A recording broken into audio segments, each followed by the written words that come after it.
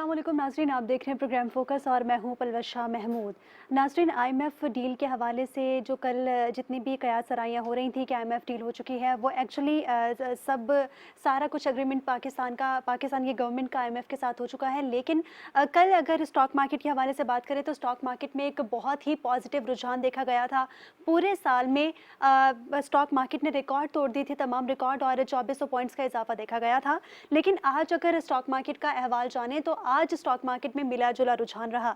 कभी 100 index minus में रहा तो कभी प्लस में, और इसके हवाले से मजीद डिटेल भी जानेंगे। जबकि करेंसी मार्केट के हवाले से अगर बात करें तो इंटरबैंक और ओपन मार्केट में डॉलर की कदर में एक बड़ी कमी देखी गई है। वजीर खजाना इसहाक डार ने कल एक ट्वीट भी किया था, उसमें उन्होंने कहा था कि डॉलर 270 रुपए पर आ जाएगा आईएमएफ डील के बाद, और आज ही देखने में आया है कि डॉलर की कदर में एक बड़ा ब्रेक डॉलर को लगा है। इसके अलावा अगर गवर्नर स्टेट बैंक के हवाले से बात करें तो गवर्नर स्टेट बैंक ने महंगाई और बैरूनी कर्जों को बड़ा मसला करार दे दिया है। एक जानिब तो आईएमएफ डील के हवाले से बहुत एक खुशगवार माहौल देखा जा रहा था कि आईएमएफ डील हो चुकी है, लेकिन पाकिस्तान का कर्ज आईएमएफ से मिलने वाली रकम से कई गुना ज़्यादा है, और गवर्नर स्टेट बैंक ने भी खदशात का इजहार कर दिया है इस हवाले से। और हुकूमत के आईएमएफ के तमाम शराइत पर पाबंदी से अमल दरामद की यकीन दहानी। क्या आईएमएफ डील से मौशी मसाइल कंट्रोल हो सकेंगे? ये बड़ा एक इम्पॉर्टेंट सवाल है, क्योंकि आईएमएफ से मिलने वाला कर्ज बहुत कम, और पाकिस्तान का एक्चुअली जो देने वाला कर्ज है वो आपको अगर मैं बताऊं तो 25 अरब डॉलर है, और आईएमएफ से मिलने वाली रकम सिर्फ 3 अरब डॉलर है। और पाकिस्तान को रवा साल ही ये 25 अरब डॉलर की रकम बैरूनी मुल्कों को देनी है, यानी कि कर्ज और सूद मिला के 25 अरब डॉलर पाकिस्तान को वाजिबुल अदा हैं। इसके अलावा अगर हम लोग अपनी जो है वो ट्रेड की बात करें या फिर अपनी इंडस्ट्रीज़ की बात करें तो बांग्लादेश पाकिस्तान से बहुत ज़्यादा आगे निकल चुका है एक्सपोर्ट में। पाकिस्तान के जितने भी इंडस्ट्रीज़ हैं, चाहे वो टेक्सटाइल हो या वो जितनी भी सनती इंडस्ट्रीज़ हैं, वो सारी पीछे रह गई हैं, और बांग्लादेश एक्सपोर्ट में पाकिस्तान से बहुत ज़्यादा आगे निकल चुका है। पाकिस्तान को किन मसाइल का सामना है, कौन से चैलेंजेस हैं जो पाकिस्तान हल नहीं कर पा रहा, और पाकिस्तान की एक्सपोर्ट पीछे रह चुकी है, और बांग्लादेश ऐसे क्या इक़दाम कर रहा है जिसकी वजह से वो पाकिस्तान से कई ज़्यादा आगे निकल चुका है। तमाम जो है वो टॉपिक्स हम लोग आज प्रोग्राम में डिस्कस करने वाले हैं। हमारे साथ स्टूडियोज़ में मौजूद हैं नुमाइंदा खुसूसी हमजा गिलानी। अस्सलाम वालेकुम हमजा। हमजा, स्टॉक मार्केट के हवाले से अगर बात करें तो आज मिला जुला रुझान रहा। कल बहुत ही एक पॉजिटिव इम्पैक्ट रहा स्टॉक मार्केट में। आज इतना मिला जुला रुझान और कभी माइनस कभी प्लस की सिचुएशन क्यों रही? जी देखें, आज जब मार्केट का आगाज़ हुआ पॉजिटिव स्केल के साथ हुआ, ग्रीन जोन के साथ हुआ। मार्केट का जब आगाज़ हुआ तो हमने 600 पॉइंट्स का इसमें इजाफा देखा। 44,500 पॉइंट्स की नफसातियत पे KSE 100 इंडेक्स ट्रेड हुआ। ये बड़ी खुशाइन बात थी, लेकिन फिर हमने करेक्शन देखी। जैसे जैसे ट्रेडिंग का आगाज़ होता रहा, ट्रेडिंग आगे बढ़ती रही, प्रॉफिट टेकिंग भी देखी गई, थोड़ा सा अप एंड डाउन भी देखा गया KSE 100 इंडेक्स में। उसके बाद KSE 100 इंडेक्स की जो क्लोजिंग है वो तकरीबन 341 पॉइंट्स की कमी के साथ हुई, और 341 पॉइंट्स की कमी के साथ KSE 100 इंडेक्स 43,500 पॉइंट की नफसातियत पे बंद हुआ। तो आज इम्पैक्ट तो अच्छा रहा, क्योंकि कल हमने देखा कि हुकूमत ने लेटर ऑफ इंटेंट IMF को दिया है, जिसमें गवर्नर स्टेट बैंक और वज़ीर ख़जाना ने साइन किए हैं और यकीन दिलाया है कि तमाम शराइत को IMF की बर वक्त पूरा किया जाएगा। तो एक एतमाद बहाल हो रहा है सरमायाकारों का मुख्तलिफ सेक्टर्स में, और जाहिर सी बात है IMF डील के एक जो पॉजिटिव इम्पैक्ट्स हैं, मुस्बत असरात हैं, वो कराची स्टॉक मार्केट पे रूनुमा हो रहे हैं। इसी वजह से कल हमने ज़बरदस्त तेज़ी देखी, अपर लॉक लगा, 2400 पॉइंट्स का इजाफा हुआ। आज मार्केट का आगाज़ हुआ, 600 पॉइंट्स प्लस हुई मार्केट, विनिंग स्केल पे ट्रेड हुई। फिर हमने करेक्शन देखी, प्रॉफिट टेकिंग देखी, लेकिन जैसे जब इख्तिताम के करीब आई कराची स्टॉक मार्केट तो ऑब्वियसली माइनस में आज क्लोजिंग हुई है। 341 पॉइंट्स की कमी इसमें देखी गई। तो ओवरऑल आज अच्छा वॉल्यूम और वैल्यू रिकॉर्ड की गई। 41 करोड़ से ज़ायद शेयर्स का आज लेन देन हुआ है मजमूई तौर पर। तो ओवरऑल मैं अगर कहूँ कि आज कराची स्टॉक मार्केट में ज़बरदस्त तेज़ी तो नहीं थी, लेकिन ग्रीन जोन में काफ़ी देर तक ट्रेड हुई है, तो आज अच्छा रुझान रहा। 102 कंपनीज ऐसी थी जिनके शेयर्स में इजाफा हुआ है, और 208 कंपनीज ऐसी थी जिनके शेयर्स में कमी हुई है। तो ओवरऑल कराची स्टॉक मार्केट का आज ये रहा है ओवर आउटपुट, जो कि एक अच्छा रहा है। ठीक है हमजा, अगर करेंसी मार्केट के हवाले से बात करें तो इंटरबैंक और ओपन मार्केट में दोनों में ही डॉलर की कदर में कमी हुई है, और वज़ीर ख़जाना ने कल अपनी ट्वीट में भी कहा था कि कमी होगी डॉलर में। आप क्या समझते हैं कि डॉलर की कदर में कितनी कमी हुई और कब तक ये कमी का सिलसिला बरकरार रहेगा? देखिए, आज इंटरबैंक में डॉलर की कदर में बड़ी कमी हुई है। 285 रुपये 99 पैसे पे गुज़िश्ता हफ्ते डॉलर बंद हुआ था इंटरबैंक मार्केट में, और आज जब डॉलर की ट्रेडिंग का आगाज़ हुआ तो एक लम्हे डॉलर 270 रुपए पे गया था, अच्छा। यानी 285 रुपए 99 पैसे से कम होकर डॉलर 270 रुपए पे गया। फिर इसमें करेक्शन आई ट्रेडिंग में, फिर डॉलर 275 रुपए पे ट्रेड हुआ, जी। 274 रुपए पे भी ट्रेड हुआ। तो मजमूई तौर पे डॉलर की कदर में तकरीबन 11 रुपए की हमने कमी देखी ट्रेडिंग के दौरान, और ये एक अच्छा साइन है क्योंकि कल ट्वीट किया था वजीर खजाना ने कि इंटरबैंक मार्केट में डॉलर की जो कदर है वो 270 और 272 रुपए होनी चाहिए। जी। और फिर इसका इम्पैक्ट ओपे मार्केट में भी आया। ओपे मार्केट में भी डॉलर 280 रुपए से कम हो के 277 278 रुपीस पे ट्रेड हुआ, 283 रुपए पे कल ट्रेड हुआ था। ओपे मार्केट में भी डॉलर की कदर में 6 से 7 रुपए की कमी रिकॉर्ड की गई। तो करेंसी मार्केट में रुपया आज बेहतर हुआ है, और स्पेकुलेटर्स ने डॉलर्स को जो है वो मार्केट में फ़रोख्त करना शुरू कर दिया है, और इसी की वजह से आज डॉलर की तरसील भी हुई है। और जाहिर सी बात है, जब डॉलर की तरसील होगी तो जाहिर सी बात है करेंसी मार्केट के अंदर रुपया बेहतर होगा। डॉलर के मार्केट में आ जाने से आज हमने देखा कि इंटरबैंक में बड़ी कमी हुई है, और ये इस साल की बड़ी कमी है। हमने देखा था कि 14 माह पहले इंटरबैंक में डॉलर की कदर में बड़ी कमी हुई थी। 14 माह 15 माह के बाद जो है आज इंटरबैंक में डॉलर की कदर में बड़ी कमी वाक़ई हुई है, और ओपे मार्केट में आइंदा आने वाले दिनों में मज़ीद कमी होगी। जो गैप है इंटरबैंक और ओपे मार्केट का, वो तवक्को ज़ाहिर की जा रही है कि वो 2 से 3% हो जाएगा।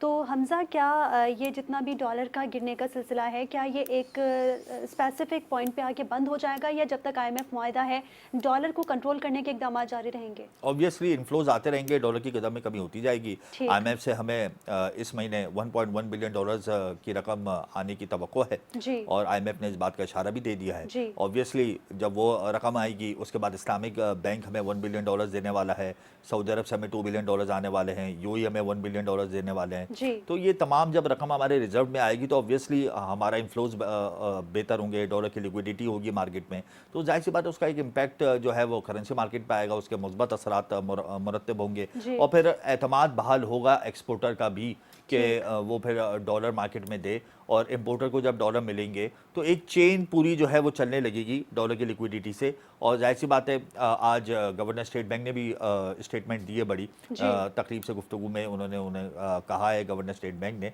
कि हमें दो बड़े मसाइल का सामना है, महंगाई का और बैरूनी अदाइयों का, और इसके साथ उन्होंने एक जुमला और कनेक्ट किया है कि डॉलर की कीमतों में जो गठजोड़ किया जा रहा है इसमें हुकूमत का कोई किरदार नहीं है। आइंदा आने वाले दिनों में हुकूमत की और स्टेट बैंक की जाहिर सी बात है कोशिश होगी कि वो जो गैप है इंटरबैंक और ओपन मार्केट का उसको मुस्तकिल बुनियादों पर कम किया जाए। ठीक है, ठीक है। नाज़रीन, आईएमएफ मुआहदे के हवाले से पाकिस्तान को जिन मसाइल का सामना था और आगे आने वाले वक्तों में कौन से चैलेंजेस दरपेश हैं, इस तमाम हवाले से हम लोग गुफ्तगू का सिलसिला जारी रखेंगे। वक्त हुआ है एक ब्रेक का।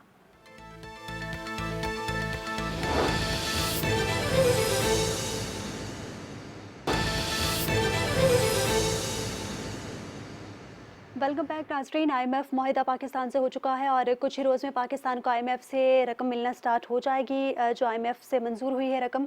और इस तमाम तर सूरत हाल के हवाले से गुफ्तगू करने के लिए हमें ज्वाइन किया है शाहिद हसन सिद्दीकी साहब ने, माशी तज्ज़ियाकार है। अस्सलाम वालेकुम शाहिद साहब। जी वालेकुम सलाम। शाहिद साहब, आपसे जानना चाहूँगी कि आईएमएफ मुआहिदा तो हो चुका है, पाकिस्तान को कुछ ही दिन में रकम भी मिलेगी, लेकिन इसके साथ ही जो 3 बहुत बड़ी एजेंसीज़ हैं उनमें से 2 एजेंसीज़, एक मूडीज़ और एक फिच, ने ये खदशात का इजहार किया है कि पाकिस्तान के जितने भी कर्ज हैं वो बहुत ज़्यादा है और आईएमएफ से मिलने वाली जो रकम है वो ऊंट के मुँह में जीरे के बराबर है। आप क्या समझते हैं, आईएमएफ से मिलने वाली रकम से पाकिस्तान के माशी जितने भी चैलेंजेस हैं वो हल हो जाएंगे?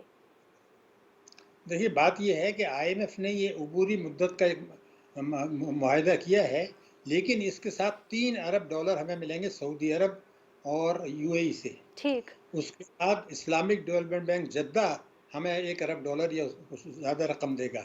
उसके साथ ही हम इंटरनेशनल बॉन्ड्स मार्केट में जा सकते हैं, इंटरनेशनल बॉन्ड्स फ्लोट कर सकते हैं। इसके साथ ही हम कुछ और कर्जे भी ले सकते हैं। तो ये कहना कि जो है ये कुछ छोटी बात है, ये आप ज़्यादा अहमियत ना दिया करें। अब हम लोग ज़्यादा समझते हैं। इस वक्त खेल क्या हो रहा है मैं आपको बता दूं। हमें इस हुकूमत को अभी 5-6 अरब डॉलर मेरे ख्याल से मिल जाएंगे, लेकिन ये बात बिल्कुल सही है। पहले तो ये हम तस्लीम कर लें कि ये एक हमारी कामयाबी है, और इसको दूसरी ये कि इसकी वजह से जो मुल्क में बुहरान की कैफियत थी, मोदी क्या कहता है छोड़ दें, आज आपके मुल्क ये तो हमें पता है कि जो बुहरानी कैफियत थी वो ख़त्म हो गई। स्टॉक एक्सचेंज ने पॉजिटिवली रिएक्ट किया। इसीलिए मैं कहता हूँ कि ये जो हमारा इस वक्त हमारा अदम इस्तेहकाम था मईशत का, जी। ये आर्जी तौर पर ये ख़त्म हो गया है। ये हल नहीं है, ये आर्जी तौर पर स्टैंड बाई है।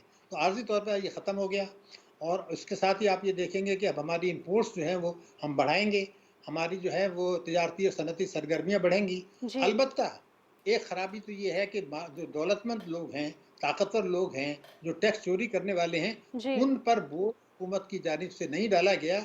वो बदस्तूर मज़े कर रहे हैं और इसका बोझ जो है, ज़्यादातर बोझ है अवाम के ऊपर डाला गया है, मुतवस्सित तबके पर डाला गया और गरीब पर। ये कोई अच्छी चीज़ नहीं है। एक तो ये बात हो गई। लेकिन जो चीज़ समझने की है वो ये है कि ये प्रोग्राम का मकसद मईशत को बहाल करना नहीं है। इस प्रोग्राम का मकसद ये है कि अगली हुकूमत जब आए जी। दिसंबर में, मैं आज आपको बता रहा हूँ दिसंबर 2023 में जी। वो आईएमएफ के पास जाएंगे लंबी रकम के लंबी मुद्दत के कर्जे के लिए। ये उसूली तौर पर ये बात तय हो चुकी है कि हमें अच्छा। इसके तहत कोशिश ये है कि अल्लाह ताला इसमें हमें कामयाबी भी देगा ठीक कि है। अगली हुकूमत जब आईएमएफ के पास जाए और उनसे बड़ी रकम का कर्जा मांगे जो 3 साल की मुद्दत का हो सकता है, जी। उस वक्त हम डिफ़ॉल्ट की कैफियत से बचे रहें, जो मेरे ख्याल से इम्कान है कि इंशाअल्लाह ताला हम बच जाएँगे। लेकिन ख़तरा उसके बाद शुरू होगा, जी। इसलिए कि अभी अगर 1 अरब डॉलर के लिए आपके इल्म में है, आईएमएफ ने हमें कितना नचाया। जी। सितंबर से लेके 2022 से 10 महीने तक हमसे दर्जनों शराइत तय कराई। तो जब बड़ी रकम का कर्जा होगा तो वो क्या कराएँगे?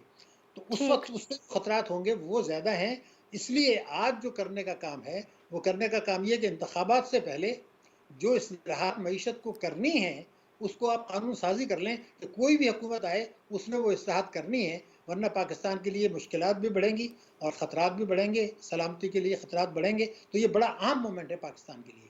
ठीक। शाहिद साहब, आपने जिस तरह अपने बात में कहा कि नेक्स्ट गवर्नमेंट आने वाली है और आईएमएफ के पास वो एक बार फिर से जाएगी एक बड़े प्लान के लिए, लेकिन रवां माली साल पाकिस्तान को 25 अरब डॉलर के कर्ज की अदायगियां करनी है।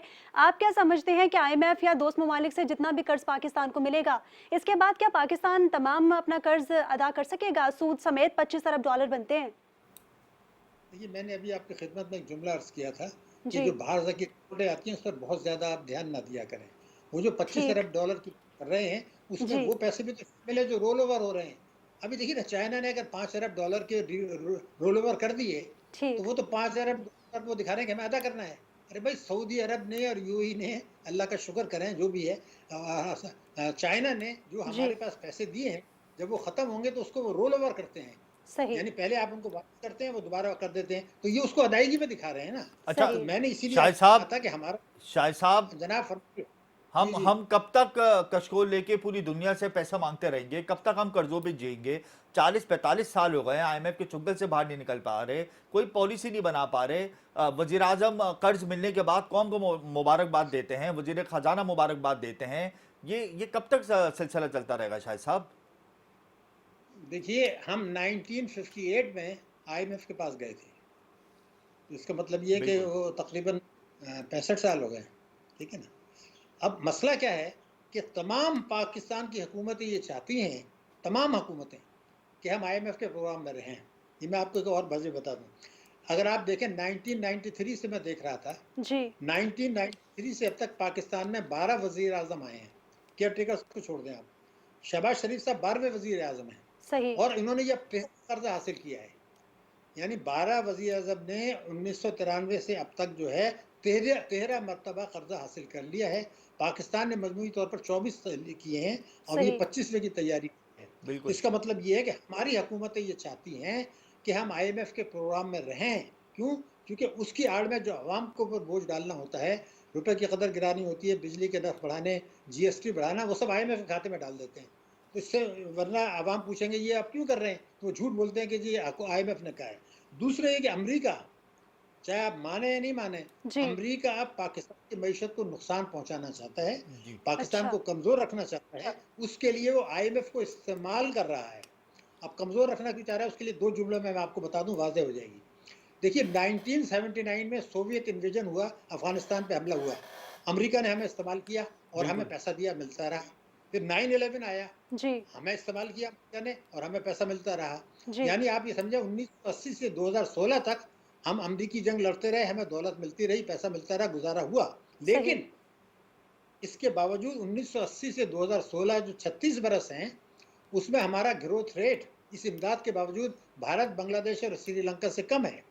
अब जो आपका सवाल है, अब हमें ये सोचना है, अब जबकि अमेरिका का रवैया मुखालफाना है, उन्हें हमारी ज़रूरत नहीं है, अब वो भारत को उन्होंने अपने साथ मिला लिया है, जी। आईएमएफ हमारे खिलाफ है।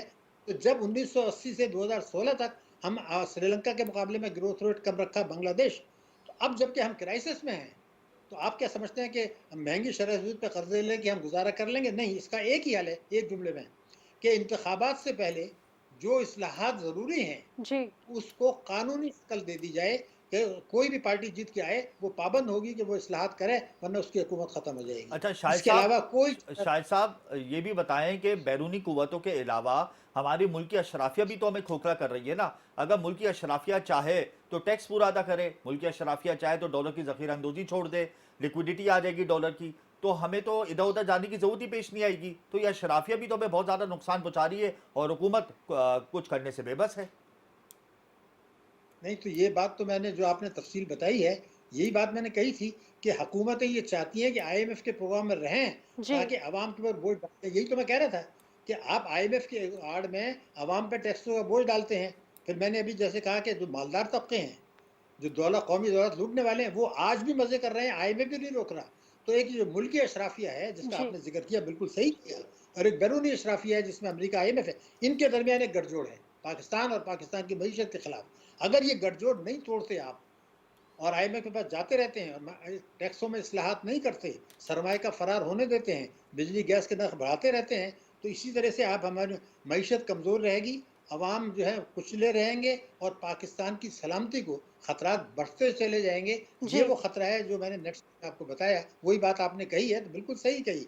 मगर अशराफिया और उसका गठजोड़ है, वही तो मैं अर्ज कर रहा हूँ आपके पास। आज गवर्नर स्टेट बैंक ने कहा है कि हम महंगाई की शरह को 5 से 7% पे ले आएंगे 5 सालों में। क्या ये मुमकिन हो पाएगा? देखिए, वो उससे पहले, अब 2 साल पहले अगर उनका पढ़ लें, स्टेट बैंक ने ये कहा था कि 2023 में जो है हमारा मईशत के वो महंगाई 5 से 7% होगी। आप मॉनेटरी पॉलिसी स्टेटमेंट निकाल लें। ये तो एक सियासी बयानात देते रहते हैं, इनकी बात आप छोड़ें। ये तो जो है ना, बहुत सी बातें करते रहते हैं। ये तो रुपए की कदर को भी कहते हैं, जी ये हो जाएगा। जी। हकीकत को फेस करें। हकीकत ये है कि इस साल का हदफ जो था, मैंने बड़ा अहम बात आपके सवाल के जवाब में, इस साल हमने महंगाई का हदफ रखा था 11.5%। जी। ठीक। इस महीने तो 38 हो गई थी, पिछले महीने।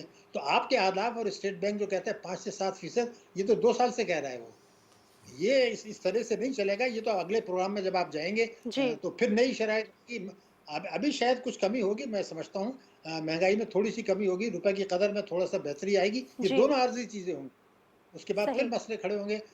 ये आपके 12 अगस्त के बाद नई हुकूमत आती है, उस वक़्त तक ये मईशत को रोकना चाहते हैं, बेहतर रखना चाहते हैं अपने सियासी जी। मफाद में। उसके ठीक बाद है। फिर वही खेल शुरू हो शाहिद जाएगा। साहब, आप क्या समझते हैं पाकिस्तान को ऐसे कौन से इक़दामात करने चाहिए, ऐसी कौन-सी तजावीज़ करनी चाहिए जिससे हम लोग अपने पैरों पे खड़े हो जाएँ? जी, नंबर 1, मैंने पहले तो ये है कि वो जो भी करना है, जी। उसके लिए पिछले 30 साल से हमने नहीं किया, वायदे किए हैं। इसलिए मैंने कहा था कि इंतखाबात से पहले इस्लाहात को कानूनी शक्ल दे दी जाए, वरना कुछ सही। नहीं होगा। नंबर 1, वफ़ाक और सूबे हर किस्म की आमदनी पे टैक्स लगाएँगे, जो 10 लाख से सालाना से ज़्यादा जिसकी आमदनी है। लेकिन उसके साथ जीएसटी जो 18% है, जिसमें अवाम कुचले जाते हैं, उसको 7.5% पे ले आएँगे। सही। पेट्रोलियम लेवी ₹55 है, उसको सिफर ले आएंगे। उससे महंगाई कम होगी, कॉस्ट ऑफ प्रोडक्शन कम होगी, और जो मालदार लोग हैं उनसे ज़्यादा टैक्स लें, जो कम मालदार हैं उनसे कम टैक्स लें, जो गरीब हैं उनसे बिल्कुल ना लें। ये सही। फार्मूला है। इसके बगैर मुल्क, दूसरा, ये जो सरमाए का फरार हो रहा है, कानूनी तरीके से हो रहा है पाकिस्तान में, कि आप अपना पैसा मार्केट से डॉलर खरीद के बाहर भेजते हैं, उसको कानूनन आपको रोकना पड़ेगा। तीसरे ये कि ठीक। तालीम और सेहत का जो बजट है, जी। इलाज मुआवजे लोगों के हैं, उसके लिए 7.5% आपको रखना पड़ेगा जीडीपी का हर हालत में, ताकि सही। आवाम को यहाँ से फ़ायदा पहुँचे। तनख्वाह बढ़ाने से नहीं होता। और एक सही। तवानाई के शोबे में हमें इस्लाहत करनी पड़ेंगी। जो चोरी हो रही है, बिजली की बिल अदा नहीं करते, लाइन लॉसेज हैं, जी। उनको दूर करना पड़ेगा। और कर्ज़ों के बजाय आप बचतें बढ़ाइए, टैक्सों की वसूली बढ़ाइए, और मुल्क की सरमायाकारी बढ़ाएँ। सही। हम तीनों चीज़ों को नहीं कर रहे, इस वजह से ये मुसीबत है। ठीक है। बहुत शुक्रिया आपका, मौशी तज्ज़ियाकार शाहिद हसन सिद्दीकी साहब, आपने अपना कीमती वक़्त दिया। नाज़रीन, IMF माहिदे के हवाले से एग्रीमेंट हो चुका है और पाकिस्तान को मज़ीद बहुत सारे चैलेंजेस का सामना है। पाकिस्तान अपने पैरों पे खड़ा नहीं हुआ और शाहिद हसन सिद्दीकी साहब का ये मानना है कि जब न्यू गवर्नमेंट आएगी, यानी कि अब से कुछ महीने बाद, तो वो IMF के पास दोबारा जाएगी एक लॉन्ग टर्म कर्ज पॉलिसी के लिए, ताकि पाकिस्तान इन तमाम मौशी चैलेंजेस से निकल सके। प्रोग्राम में गुफ्तगू का सिलसिला जारी रहेगा। वक्त हुआ है एक ब्रेक का।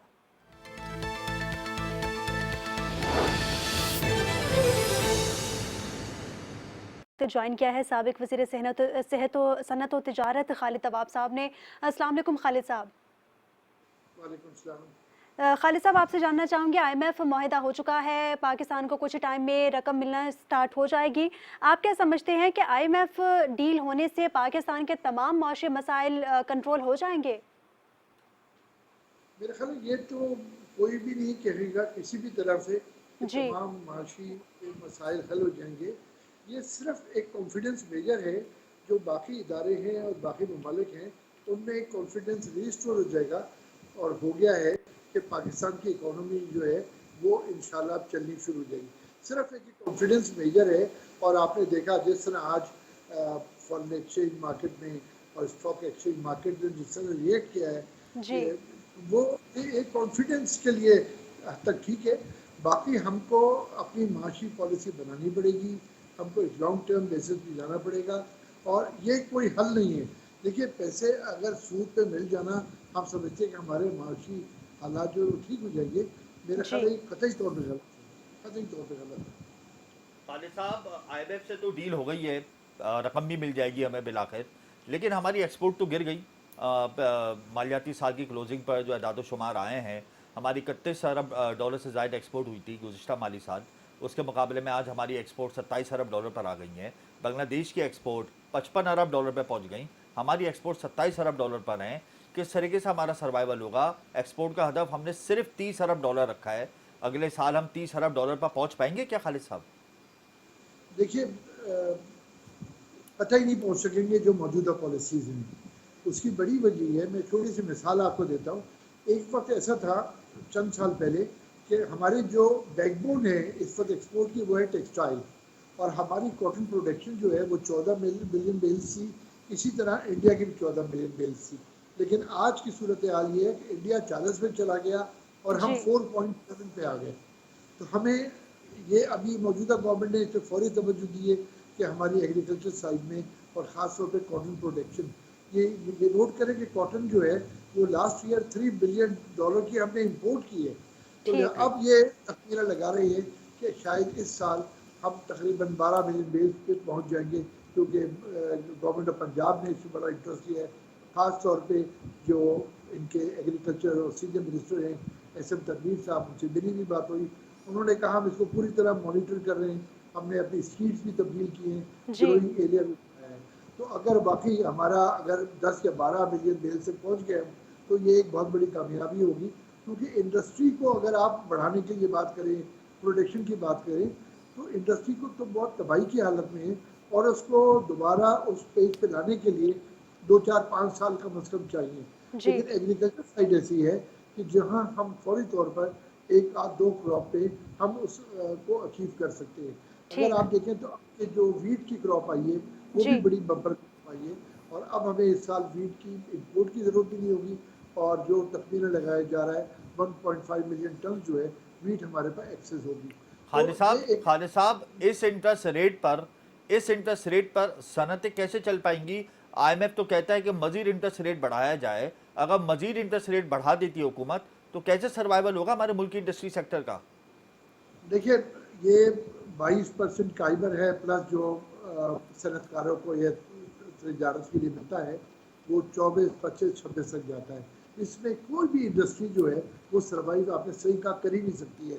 और बड़े हुकूमत से साल साल लड़ने के बाद हम एक वक्त ऐसा आया था कि हम सिंगल डिजिट पे चले गए थे इंटरेस्ट रेट में और उससे आप देखिए सनती तरक्की भी हुई। हमारी आज की पोजीशन ये है कि हमारी LSM लार्ज स्केल मैन्युफैक्चरिंग जो है वो ऑलमोस्ट ज़ीरो होकर के ज़ीरो हो गई है, जी। बल्कि नेगेटिव में चली गई है। तो ये सारे अवामिल हैं। गवर्नमेंट को एक लॉन्ग टर्म पॉलिसी बनानी चाहिए। इसके लिए ठीक। इन्होंने अब हाल ही में एक कमेटी भी बनाई है जिसके सरबराह जो है वो हमारे आर्मी चीफ हैं इकनॉमिक रिवाइवल के लिए। मैं समझता हूँ कि अगर इस पर काम किया जाए और इसमें ख़ास तौर पे जो बिज़नेस कम्युनिटी है इसको अपने साथ शामिल करें, एक पॉलिसी बनाएं।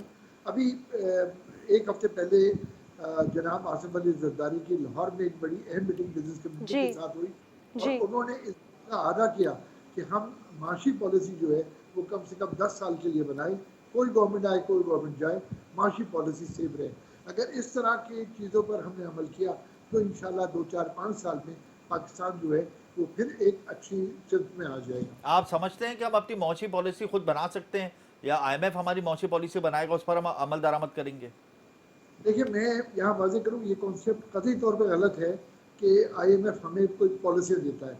होता ये है कि जब भी आप किसी के पास पैसे उधार लेने जाते हैं तो सबसे पहला वो सवाल ये करता है कि आप पैसे अदा किस तरह करेंगे। जब आपके पास कोई रास्ता नहीं होता तो फिर वो आपको एक नुस्खा देता है कि आपके पास पैसे यहाँ से आ सकते हैं, यहाँ से आ सकते हैं, ये क्योंकि वो सबसे पहले जब आपको पैसे देगा तो वो इस बात पर इंश्योर करेगा कि उसके पैसे उसको वापस मिल जाए। एक आम आदमी भी जब बैंक में जाता है तो बैंक उसकी बैलेंस शीट लेता है। तो एक्चुअली आईएमएफ पॉलिसी आपको नहीं देता, पॉलिसी तो जी आपने देनी है और आपने वैल्यू बताने कि कहाँ से पैसे आएंगे और आप किस तरह पैसे वापस करेंगे।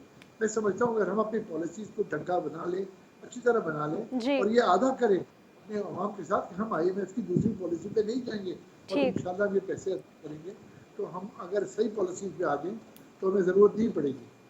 ठीक है, बहुत शुक्रिया आपका खालिद तवाब साहब, साबिक वज़ीर सनअत व तिजारत हमारे साथ लाइन पर मौजूद थे। और अभी हमें जॉइन किया है इदरीस मेमन साहब ने, साबिक सदर हैं केसीसीआई के। अस्सलाम वालेकुम इदरीस साहब, आपको मेरी आवाज़ आ रही है? जी वालेकुम सलाम, बिल्कुल आ रही है। जी इदरीस साहब, आईएमएफ माहिदा हो चुका है, आप क्या समझते हैं कि आईएमएफ माहिदे के बाद पाकिस्तान के माशी मसाइल हल हो जाएंगे और क्या हम लोग अपनी खुद लाइन ड्रा कर सकेंगे?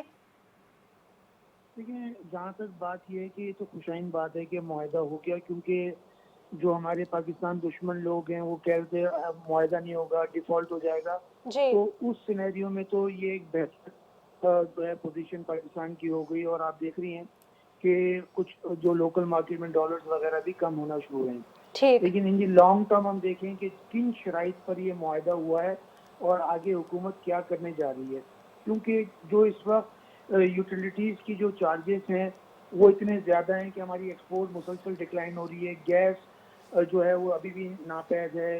जो बेशतर एक्सपोर्टर्स हैं वो इस बात की कंप्लेन कर रहे हैं कि गैस प्रेशर नहीं है। तो आपने देखा, और इंटरनेशनली भी रिसेशन है। तो इन तमाम चीज़ों के समरात और इनके जो मुज़मरात हैं वो पाकिस्तान को देखने पड़ रहे हैं। अगर आईएमएफ के कहने पे अगर इन्होंने पेट्रोल की कीमतें कम नहीं की, जी बिजली की कीमतें मजीद बढ़ाई, गैस की कीमतें जैसे सुनने में आ रही है मजीद बढ़ाई जा जी रही हैं, जी तो फिर आइंदा आने वाले दिनों में मजीद इन्फ्लेशन को देखेंगे और फिर एक्सपोर्ट्स भी डिक्लाइन होगी। जब हम हमारी जो प्राइस है वो कॉम्पिटिटिव नहीं होगी और हम किसी को कम्पीट नहीं कर पाएंगे, तो मजीद जो है हमें फॉरेन एक्सचेंज का सामना करना पड़ेगा। जी और ये जो आईएमएफ का पैकेज हुआ है ये कोई लॉन्ग टर्म रिलीफ नहीं है, ये तो ठीक वो है कि अब इसके बाद जो हमारे दीगर जो डोनर्स हैं या दीगर जो हमें अरेंजमेंट्स करनी थी उसमें आसानी पैदा हो जाएगी। ठीक मगर जो गैप बढ़ता चला जा रहा है उसके लिए हम क्या इकदाम कर रहे हैं आइंदा आने वाले दिनों में, ये देखने की बात है। इलेक्शन का साल है जी और आप देख रही हैं कि महंगाई आसमान पर है। तो देखते हैं कि हुकूमत क्या करने जा रही है और फिर किस तरह इन तमाम चीज़ों से नबर आजमा होगी और ठीक कैसे जो ठीक बिजनेस कम्युनिटी मसाइल को फेस कर रही है जी उसको कैसे वो टेकअप करती है। और मेरी आपके चैनल के तवज्जुह से जी और बाकी वजीर ख़जाना इसाक डार साहब से और प्राइम मिनिस्टर पाकिस्तान मियां शहबाज शरीफ साहब से गुजारिश है कि जो भी फैसले लेने होते हैं ऑन जी टाइम ले लिए जाएं, बर वक्त कर लिए जाएं, तो इतने बुरे हालात नहीं होते जो इस वक्त हो गए। और ठीक हमने एंड में भी वही उनकी बातें माननी थी, तो हम अगर शुरू में ही उसको देख लेते, टेकअप कर लेते, तो इतना बिगाड़ पैदा नहीं होता, इतना इन्फ्लेशन नहीं बढ़ता, इतने क्राइसिस से हमें नहीं गुजरना पड़ता। लेकिन इदरीस साहब, हमने टैक्स चोरों को नहीं पकड़ा, हमने अशराफिया पे हाथ नहीं डाले। जो एक इम्पोर्टर ने और एक्सपोर्टर ने जो डॉलर ज़ख़ीरा अंदोज़ी की हुई थी उसके ऊपर हमने कोई चेक एंड बैलेंस नहीं किया। तो कुछ गलतियां हमारी भी तो है ना, हुकूमत की भी तो गलतियां है ना, सारा कसूर हम आईएमएफ पे तो नहीं डाल सकते। हुकूमत क्यों इतनी बेबस नज़र आती है? देखिए, बात ये है कि जब हुकूमत कोई काम करना चाहती है जी तो वो वो कर लेती है, और मतलब के काम होते हैं वो फौरन हो जाते हैं। अभी आपने बात की फॉरेन एक्सचेंज की, देखें पाकिस्तान का स्टेट बैंक का कानून है कि आप इतने दिन का माल उधार दे सकते हैं, एक्सपोर्टर्स की बात कर रहा हूँ। ठीक। अच्छा, इंडिया और बांग्लादेश ने काफी अर्से पहले ये खत्म कर दिया, और अब जो एलसी आती है उस पर ही काम होता है, उधार वाला काम बंद हो गया। लेकिन चूंकि पाकिस्तान का कानून है और बड़े लोग इसी तरह काम कर रहे हैं, तो यूनिफॉर्म पॉलिसी बनाए, पाकिस्तान के जो मफाद को मद्देनजर रखते हुए पॉलिसियां बनाए अक्रॉस द बोर्ड। फिर आपने बात की टैक्स नेट, देखें टैक्स जी। नेट हुकूमत बढ़ाना ही नहीं चाहती है। पिछली गवर्नमेंट थी, उन्होंने कहा जी 40 लाख लोगों का डाटा हमारे पास आ गया और वो टैक्स नहीं देते और फलाना है, और इस तरह की कई बातें। ये गवर्नमेंट आई, इन्होंने भी बात की, पिछले बजट में भी ये बात हुई। लेकिन जी।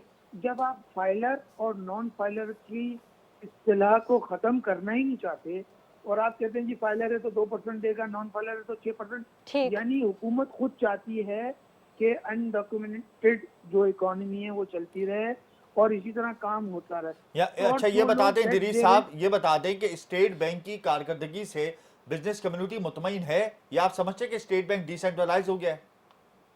अगर आप ईमानदारी से पूछें तो कोई भी बिजनेसमैन स्टेट बैंक की कारकर्दगी से मुतमईन नहीं है। ठीक। रीजन बिहाइंड दैट वो ये है कि देखिए स्टेट बैंक का काम है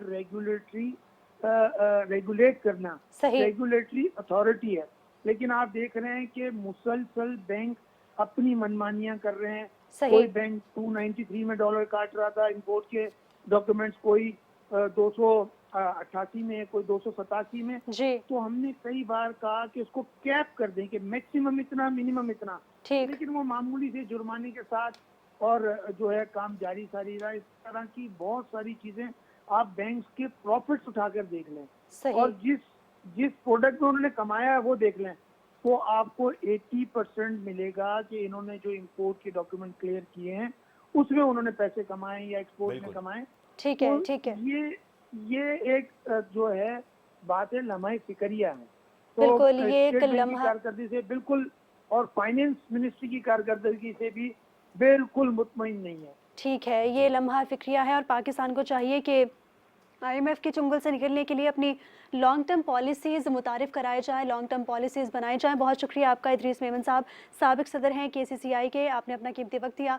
नाज़रीन, आईएमएफ मुआहिदा हो चुका है, कुछ टाइम में पाकिस्तान को रकम मिलना स्टार्ट हो जाएगी, लेकिन पाकिस्तान के ऊपर कर्ज़ बहुत ज़्यादा है। सूद और कर्ज़ की एक रकम मिला के पाकिस्तान पे 25 अरब डॉलर का कर्ज़ बनता है, जो पाकिस्तान ने बैरून मुल्क अदायगियाँ करनी है। लेकिन आईएमएफ से पाकिस्तान का जो कर्ज़ है वो 3 अरब डॉलर रुपए जो है वो मंजूर हुआ है, लेकिन पाकिस्तान के पास इतने वसाइल नहीं है कि पाकिस्तान अपनी ग्रोथ रेट को बढ़ा सके और दीगर जितने भी ममालिक के दीगर कर्ज है वो पाकिस्तान अदा कर सके।